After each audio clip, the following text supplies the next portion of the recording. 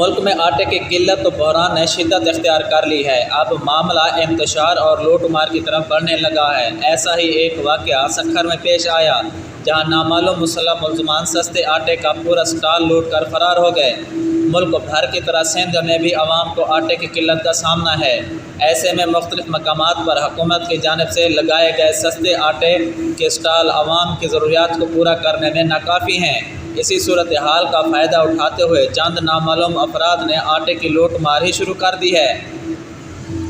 District food controller Sukkur نے اس واقعے کی تصدیق کرتے ہوئے کہا ہے کہ سندھ کے تیسرے بڑے شہر سکھر کے علاقے ملٹری روڈ پر پبلک اسکول کے قریب لگائے گئے سرکاری آٹے کے اسٹال پر مسلح افراد نے دھاوا بولا اور اسٹال پر موجود تمام 20 آٹے کے تھیلے اور 45,000 روپے نقدی لوٹ کر فرار ہو گئے۔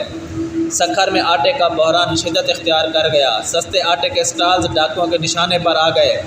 2 روز میں ڈاکوؤں نے 2 مختلف وارداتوں میں 45,000 روپے نقدی اور 10 کلو والے 25 آٹے کے تھیلے لوٹ کر فرار ہو گئے۔